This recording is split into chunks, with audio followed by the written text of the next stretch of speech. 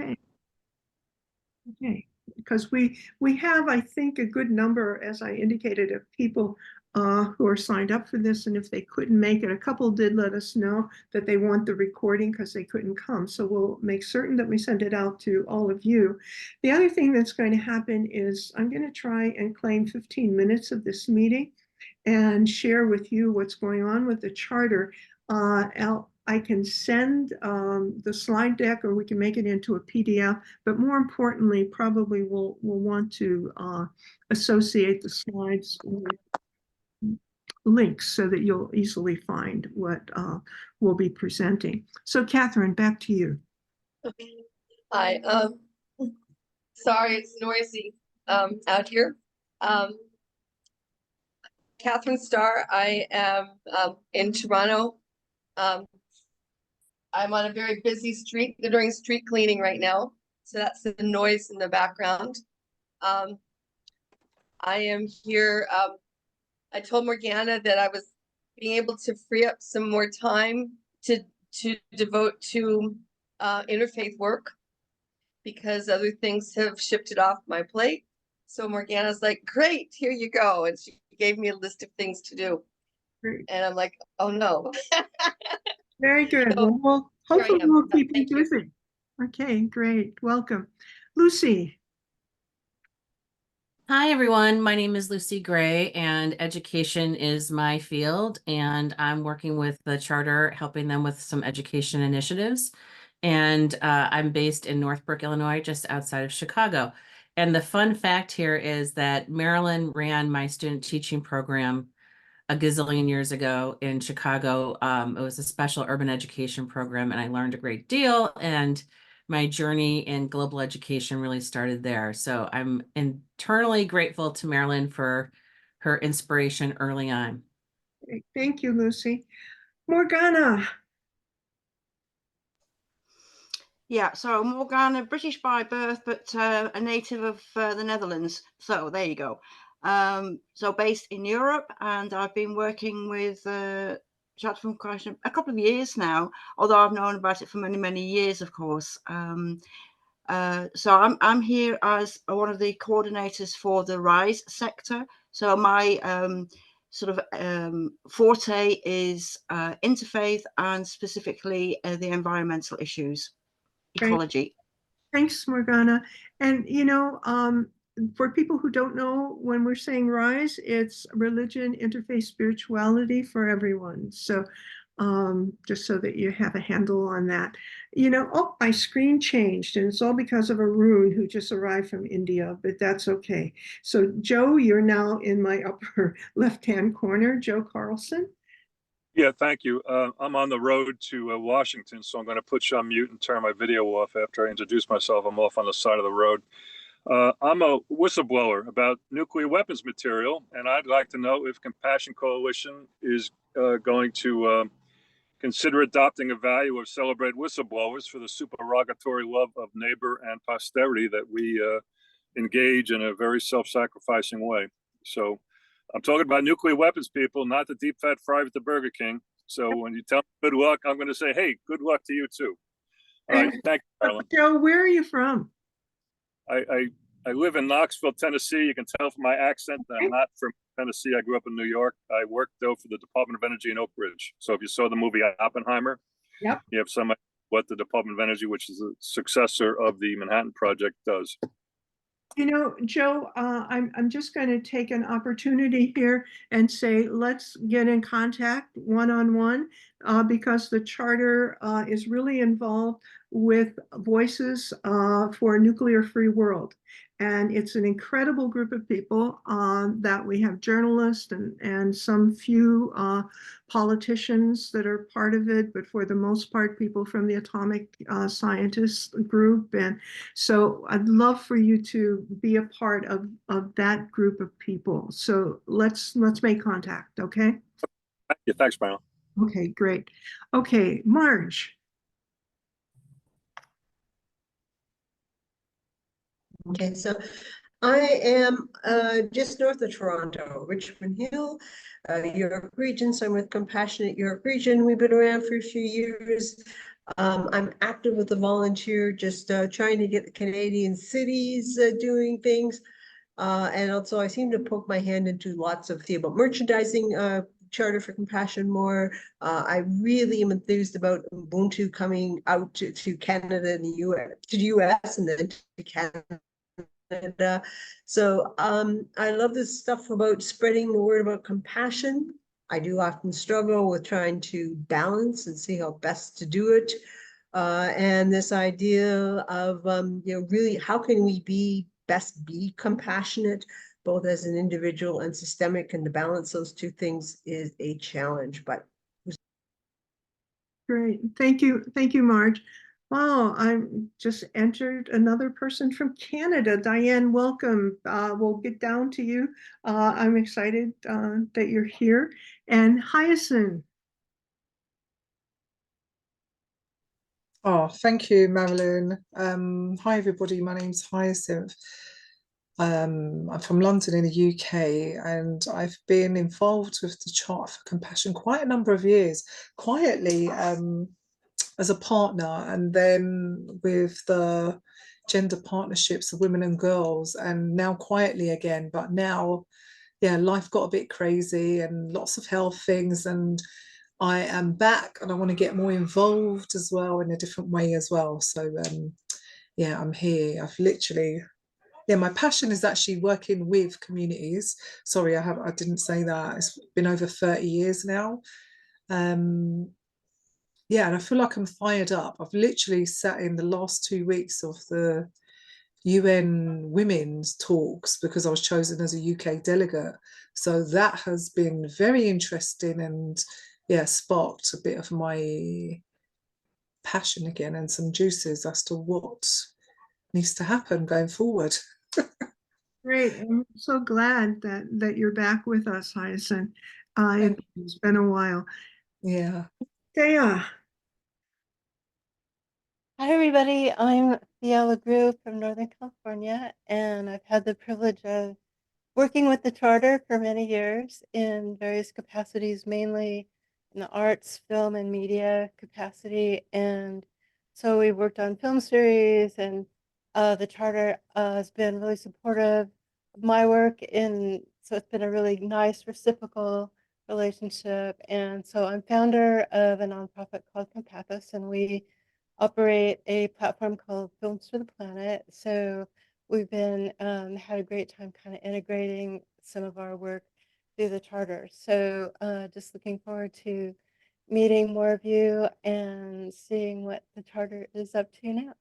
Okay, great. And so I think maybe at the end of this conversation, maybe you'll be able to say a little bit about what you're offering in April, which we'll definitely, include in our schedule. So we'll do that. Steve. Hello, everyone. I'm Steve Kramer, hailing from Seattle. I've been with the Charter for about 3 years, and I'm a co-coordinator for their environment sector and also their RISE sector.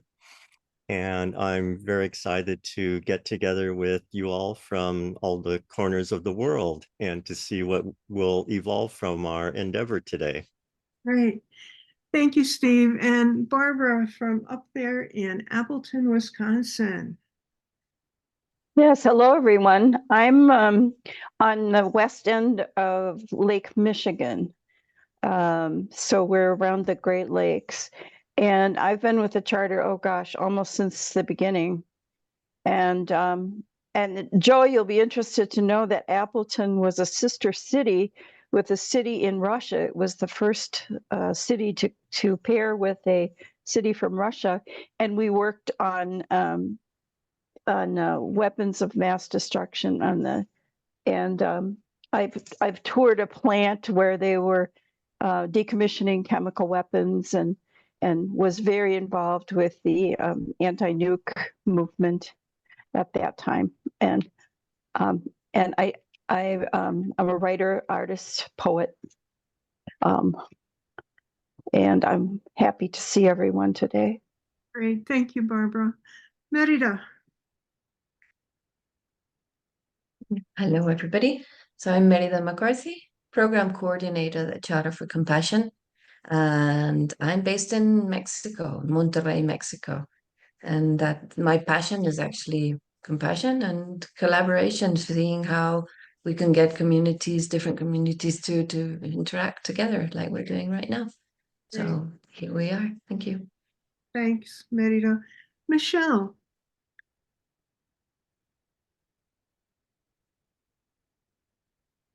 Hello, everyone. Lovely to meet you all. Looking across at all the faces. My name's Michelle St. John, and I live in Cheshire, in England. I'm the founder of an educational initiative called Veganism in Education. It's basically the teaching of empathy and ethical decision-making from a vegan perspective. Ah, So I joined as a partner, I think about 2 years ago with the Charter. My first set of resources was veganism as a religious and non-religious worldview, and that's been going really well. I've attended conferences, schools are engaging, and there's a competition. And in fact, one of the videos of my work will be, I think, on the 5th of April Right. within the Charter's program. So we've been in touch with Philippe for that. I'm also a board member for the Animal Interfaith Alliance. I'm an attending Quaker, so I also deliver peace education into schools. So compassion is like really important, I think, for me. I think that's the key. I've just had a song composed called The Golden Rule for children to sing. And so that's going to be launched on the 5th of April as well, hopefully on the program. So Wow. that's me. okay, great. We'll talk a bit about Golden Rule Day at the end here. Anum. Thank you. Hello, everyone. My name is Anam, and I am signing on from New Delhi, India. So it's about 9:45 p.m. So I love the fact that we're representing all time zones here. What brings me here is I work with the Charter for Compassion as the Global Youth Strategist. I am also a youth board member for the Charter for Compassion. And I think most importantly, what truly brings me here is the desire to learn more about our wonderful partners, those who were able to make it on the call, and also seek out any potential collaboration for the youth initiatives that we have planned for 2024. So thank you so much. Great, thanks. Arun, another late night person. Yeah, hi everyone. Hearty good morning to you and good evening, Anam. It's a joy to be here. I'm signing in from Pune, India. And I started work with the Charter volunteering for the Golden Rule Day. I remember, I think it must, Madeline, about 5 years or, yeah, so, you know, we've been making films and doing all sorts of things. So, and then subsequently, was invited to be on the board of the Charter for Compassion. My passion is the same as Anam, which is youth, collaboration, collaborating for compassion. We have a movement called Youth Collaborating for Compassion, in which we're getting young people from different schools, different countries to come together in an open space mode. And instead of just pairing them up, we now are going to have a monthly open space for all young people, and they're doing action learning projects on compassion. Also have founded the World Unity Center in Kashmir, where I'll be going, and we're doing something on women's leadership there. And of course, my real joy is this book called Awakening Wholeness, which is all about compassion, and it's got a foreword by His Holiness the Dalai Lama. So I think the next couple of years will be just going into sharing from the book, you know, holding classes on compassion, and above all, just having fun, being compassionate, and working with all of you. So I'm at your service and would love to be of service to anyone in any way. And also I'm a vegan, Michelle, so I love, and that's a big part of the book. Thanks. Thank you, Madeline. Thank you, Arun.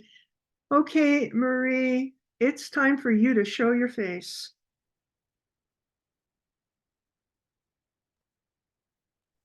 I'll do it after the intro. I'm not, it's, you know, just give me 5 minutes.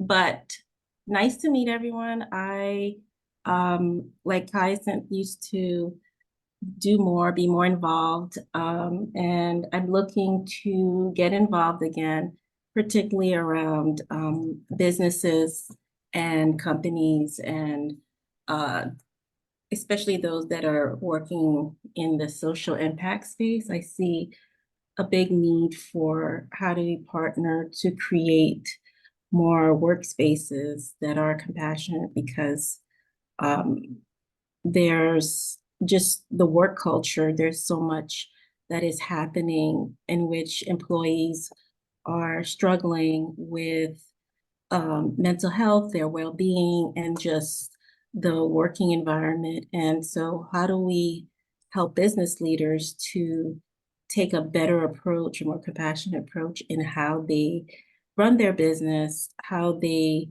work with their employees? So yeah, I'm happy to be back. And I will turn on my camera in a minute. Okay, great. And I hope I'm saying your name, Sufyan. And please tell us how to say your name if I've messed it up. Your mic is still off.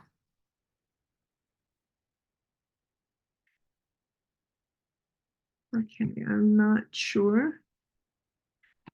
Maybe we'll go to Diane, and then we'll come back at the end. Diane? I think we've got two Dianes. Do you mean, which one do you mean? I mean Diane Menig. Menage. Yeah, that's me. Okay, let's see if I can put my camera on. Ooh, that's not good. Well, That's no, not very good. You're looking fine. Yeah, good.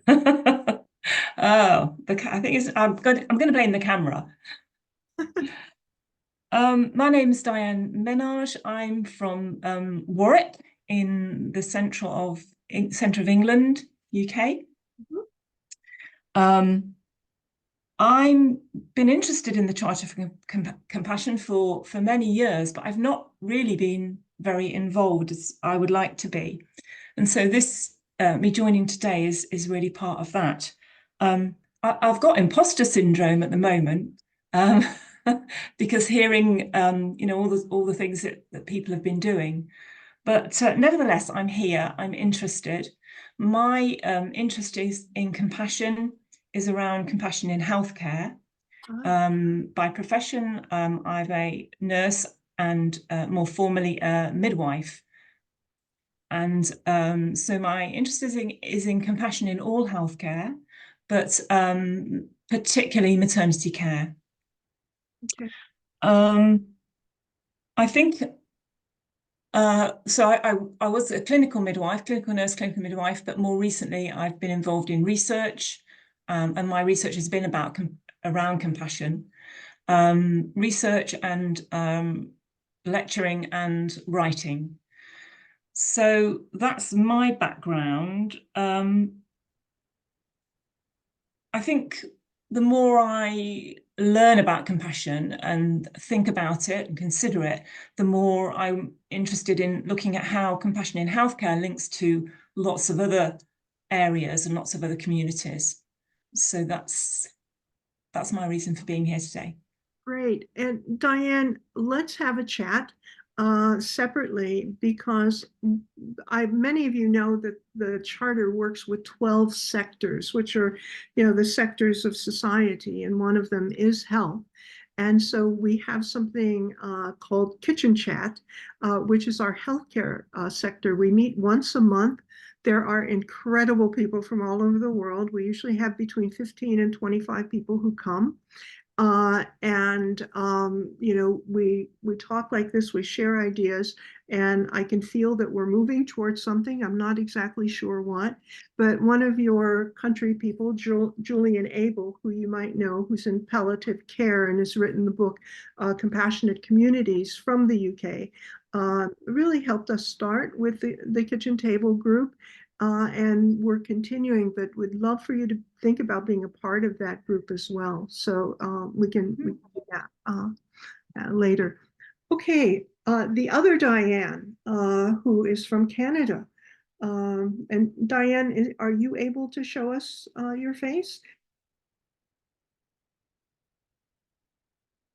She left a message in the chat. Oh, okay. Yeah. So she says, I'm in a public meeting and can't report Oh. in, but this charter blog post sums up my area of focus. And she goes to a blog written this year. How does compassion address rising incivility in the public square? Right. And Diane has a wonderful book, Save Your City, and it's in its second printing. And so maybe if she gets out of this meeting, she'll be able to say something about it. And okay, we're going now from Canada to St. Louis. Carla May, I'm guessing that's who you are, because I just see Streeter, but maybe you can show your face as well.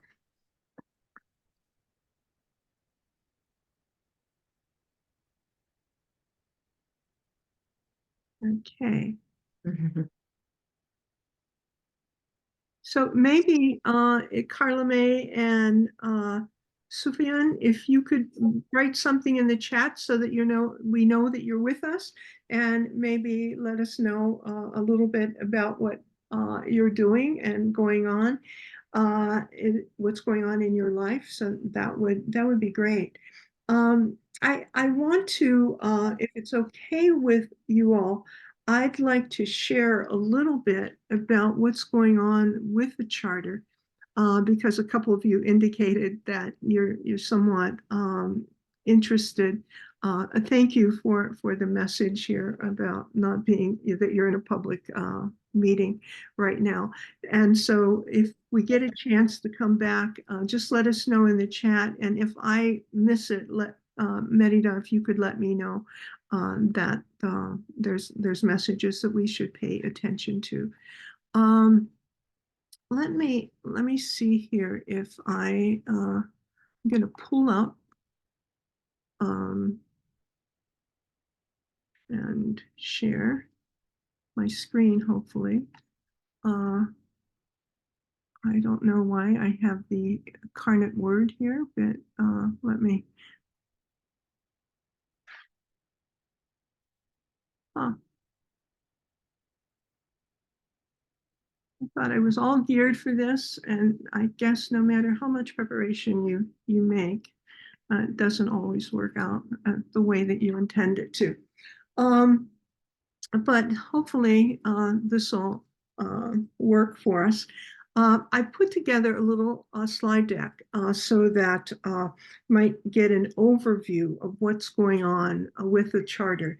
And one thing I think that we feel that has been going on is that we've been moving more and more of trying to get people to collaborate together, so that whether it's coming to be in a course or even a global read or whatever it might be, working in a community, that it takes more than one person to really bring about change and transition. And so a lot of the effort that we're trying to put forth over the next year, and hopefully even more than that, is that we want to put an emphasis on continuing to increase our skills for compassion, and that it is skill-based. And just as Diane was talking about looking at compassion and science and well-being, one thing I want to talk with her about, and anyone here who might be interested in, not only do we have that healthcare sector, but we have a sector that is in science and research. And a few years ago, there came from Oxford Press a book on the science of compassion. And our science group has done interviews with the major contributors of that. It's really a tome. It's a hearty book of scientific investigation and practical articles on the science of compassion. And so what they have done is they've done interviews with all the contributors to that book, and they've done an update of the science. And so we'll be publishing that probably within the next month. It's just going through a review process right now. So we want to concentrate on people being able to hone their skills in compassion. The other thing that we want to do is we want to really get people involved in dialogue. You know, I spent a little part of my morning today trying to write the next newsletter because it's Golden Rule Day coming up. And what does that really mean? You know, that we celebrate the Golden Rule, do unto others as you would want them to do unto you for one day, that it has to be much different than that. And we'll talk about a little bit more about each of these as we move forward. And then, you know, what are the wicked issues that we face? Whether we're building a compassionate community, or we're involved in an organization, or we're in some type of partnership, what are those wicked issues, and how do we move forward with skills that would help us solve those? And then we have a commitment that we've made, and we've started the process in January.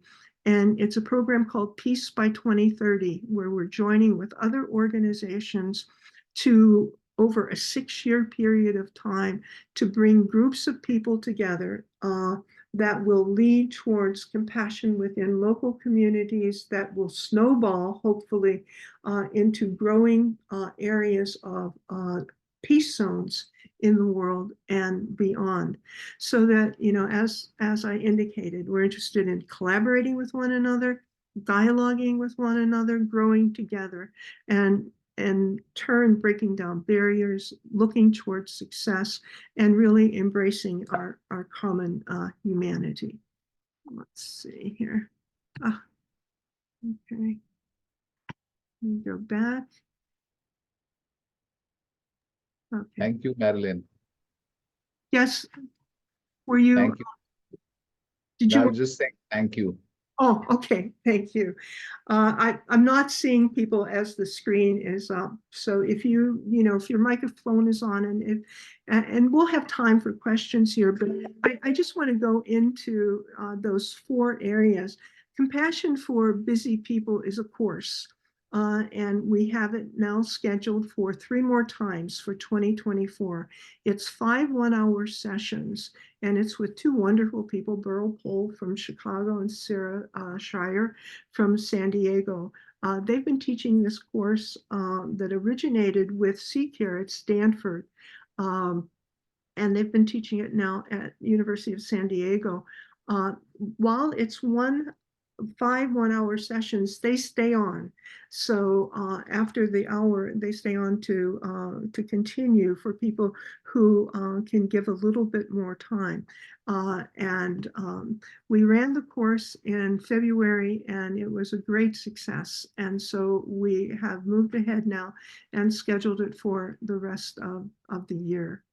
The other thing, the next thing, I'm sorry, this is not up yet, empathic dialogues. I'm going to come back and talk about that because it's really important program. I just got the material this morning from Arndt Wechter, who is the person who's helping us design that. Wicked Issues is and it's an incredible program that's been going on for 15 years. And Glenda Young is a practitioner who works not only with corporations, but with healthcare groups in particular, as well as governments as well. And one of the things that happens is she runs just a weekly program where people come and talk about their wicked issues that they might be encountering in their organization or in their city. But this is more than just you bringing your wicked issues to the table. What it is to really try and teach you the skills that are outlined here. By the way, all of the things that I'm showing here very briefly are in detail on our website.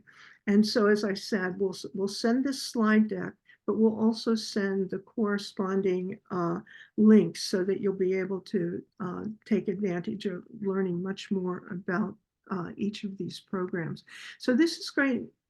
also will run several times in 2024. They're 4 2-hour sessions. And again, we are really trying to encourage people. Certainly, you're more than welcome to come as an individual, but if you can bring along 2 other people or 3 people from your organization, from your city, that you work with, or even family members, you'll find that the experience is so much richer than if you just do it with yourself. Then here is, we have a number of people, Steve, who's on this program, Lucy, Merida, myself. We've all vetted and gone through the first series of Peace by 2030. This is intense, and it's, you really have to be committed to it, but at the same time, obviously, you need to, have time or find time to do this. It is 8 2-hour sessions. The next phase of this starts May 15th, and then we have a third phase that is starting in September.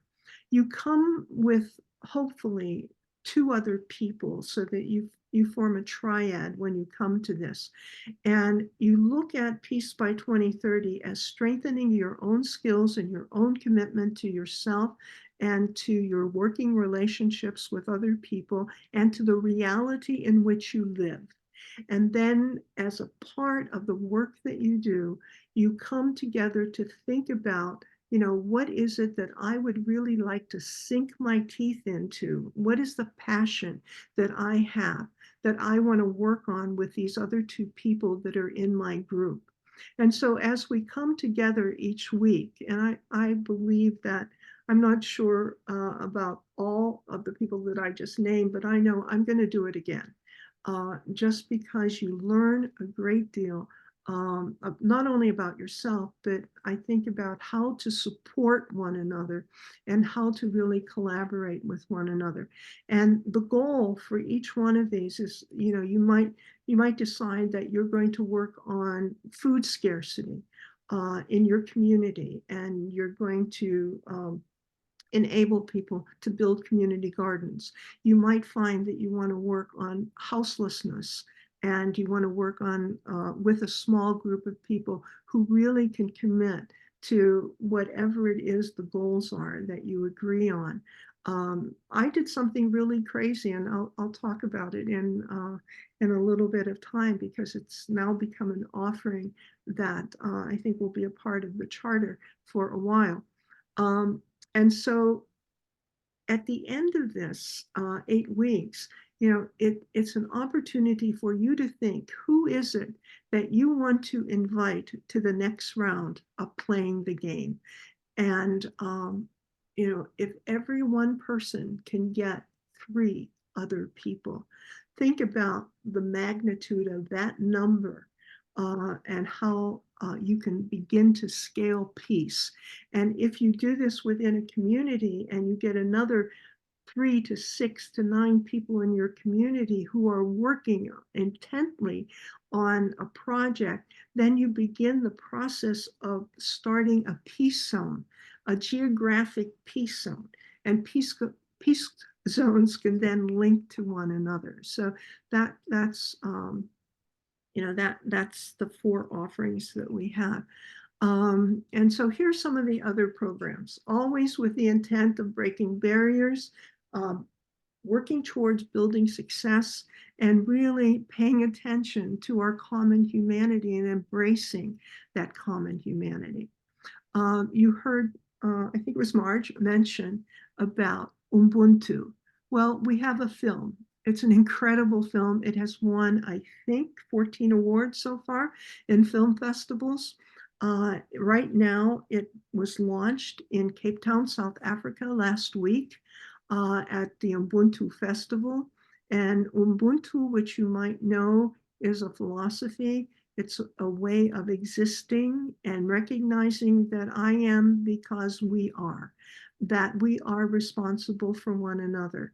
And what the film has done, it's about, at this point, I think, a little over an hour for the full film. We also have a short film that could be used in with students or actually with anyone. It's a folktale that it really pulls together this whole notion of how we are in this together.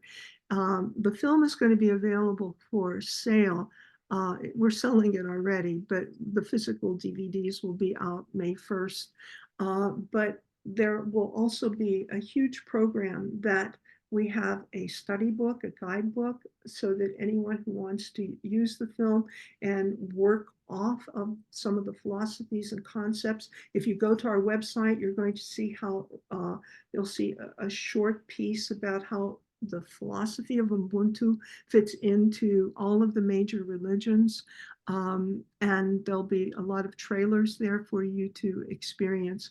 But in addition to this, the two people who are featured and have helped make the film, Pato Bandon and Annette Rutsdatter, who are in Africa right now doing a tour of the 10 countries that are included in Ubuntu.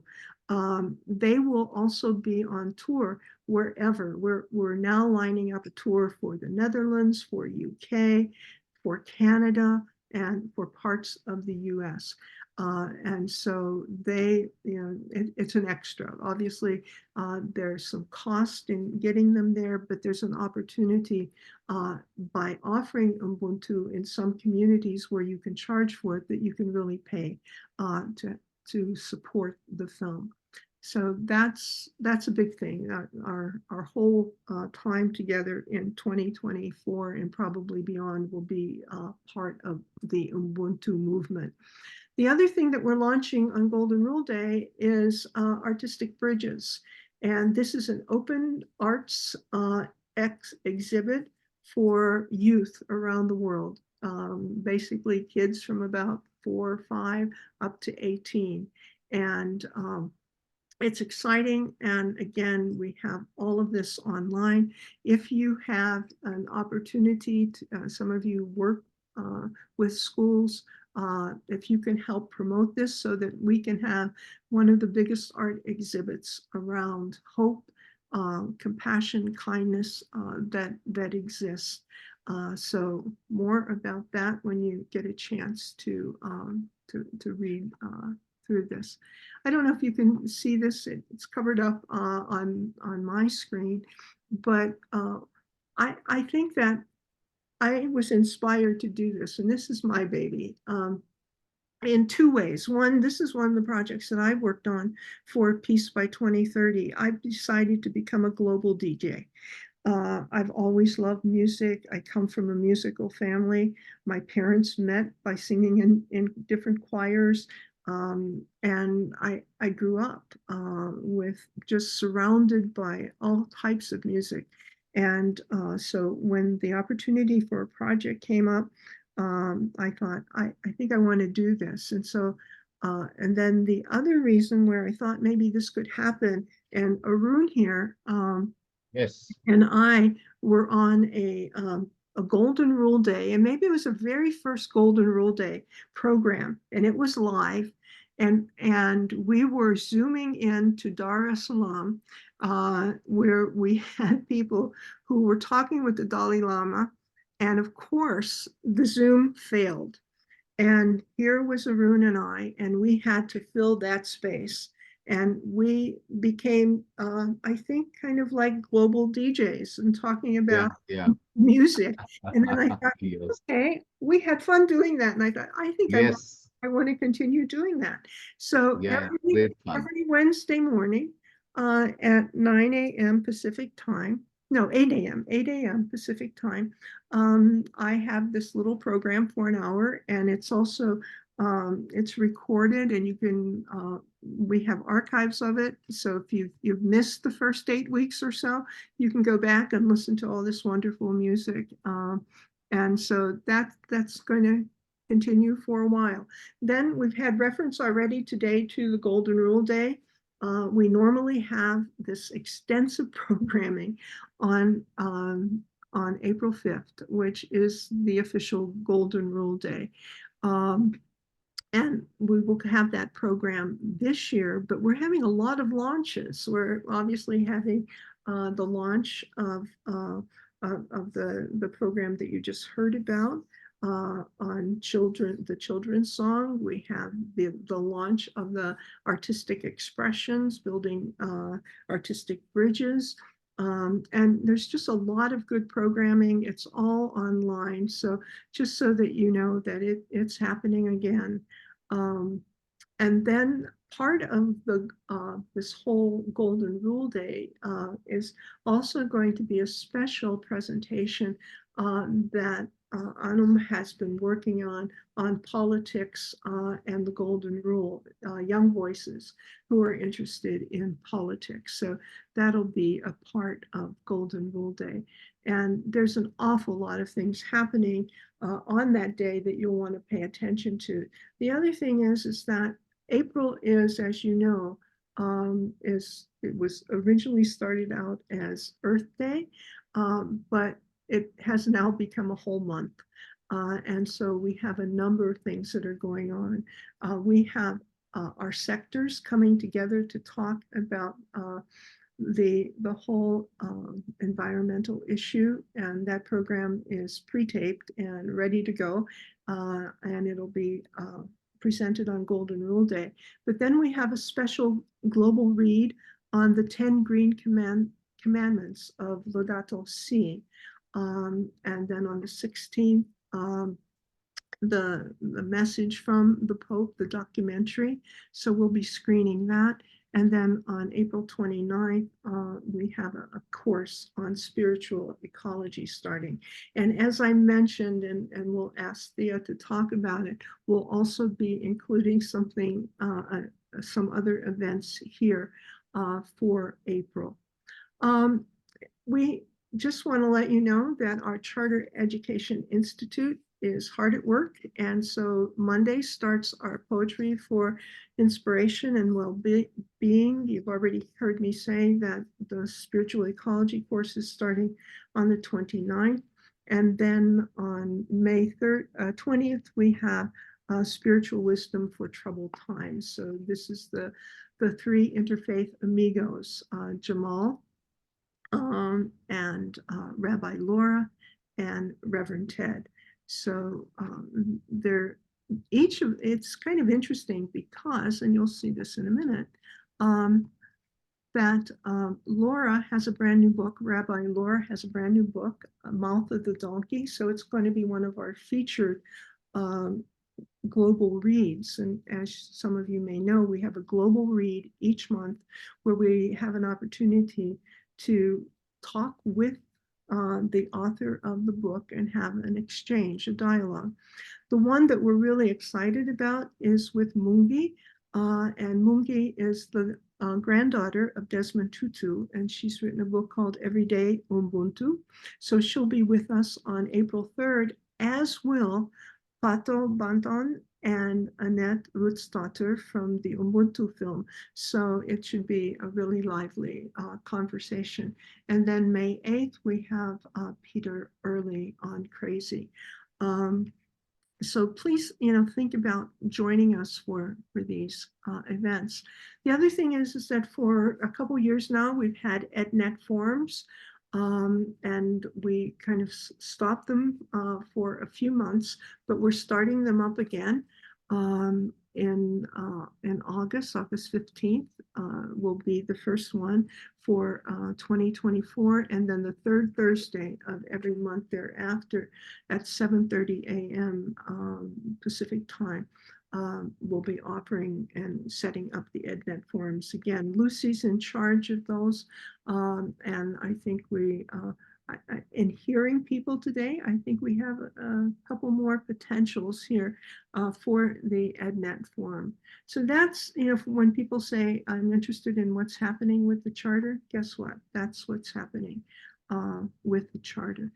And so I'm looking at a lot of messages here. And so if somebody could help guide me through.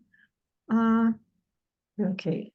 No, I was sharing all the links to the pages on our website to what you were talking about. Okay. Great. And most events or all of our events require you to register. So whatever you want to register to, that's where you'll find the registry. Great. And thank you, Steve, for the endorsement of the music program. Steve is always there ready to dance. There have been times where we dance and where we cry with the music. So please feel free. And then I think there's a message. Can Lucy say something about the EdNet forum? The EdNet Forum is a monthly series in which education entities discuss their work and share with the community about how they can get involved and that sort of thing. So I did one about an organization that I run and a conference that I run. There was one earlier this year from an organization called No Bully. It's an opportunity to kind of see how these education organizations can intersect with the charter, and I put the link in the chat. So any other questions? And I'm just going to open this up and invite people. And like Bea, I know you have something going on. Marie, nice to see your face. Thank you for putting on your camera. And so that if you want to share, just raise your hand, and you can either use the icon or you can raise your hand.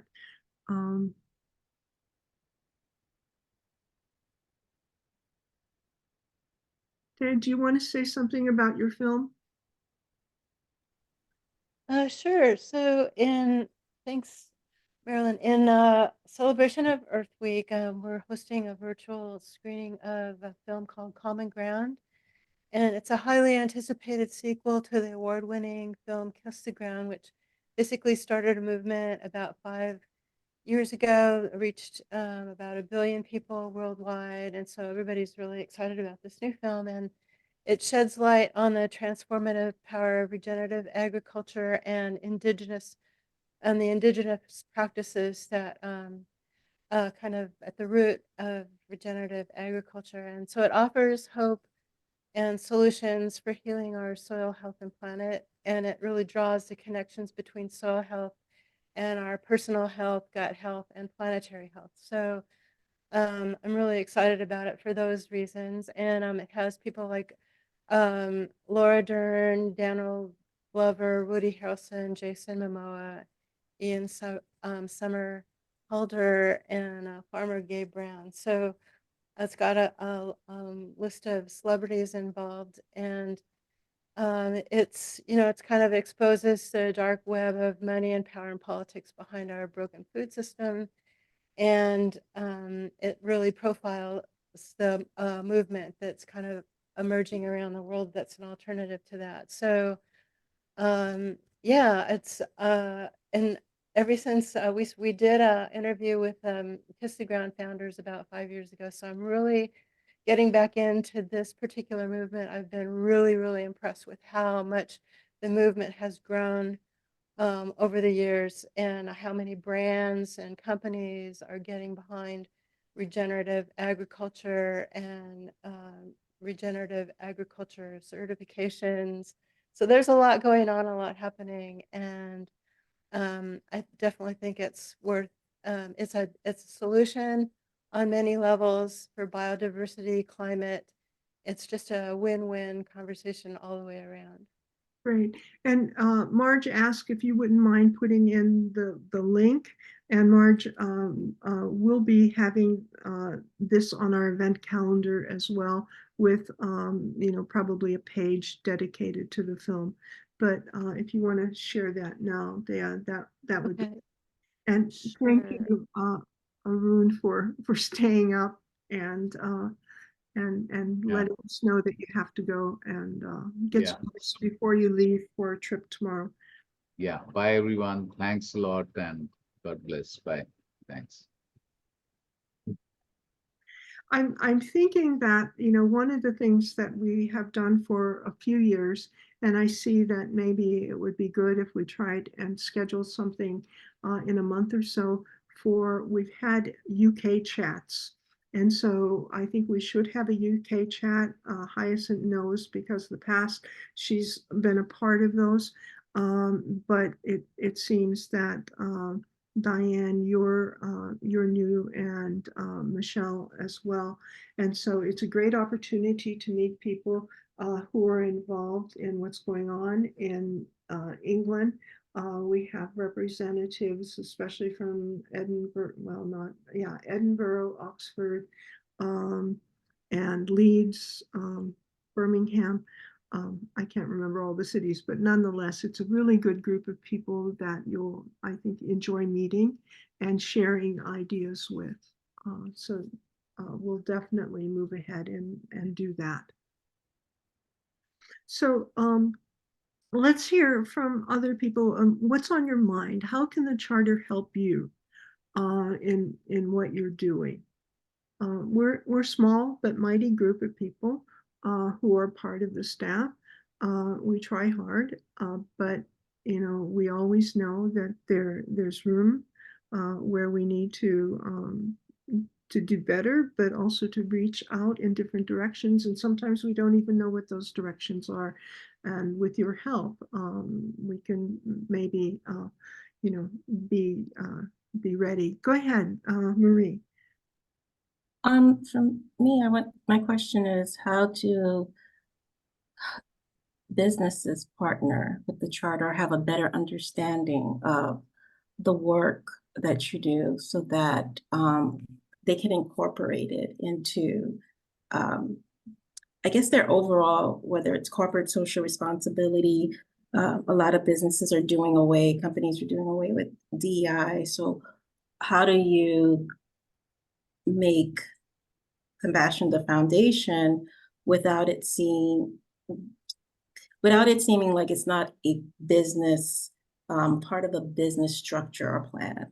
Yeah, thank you for that question.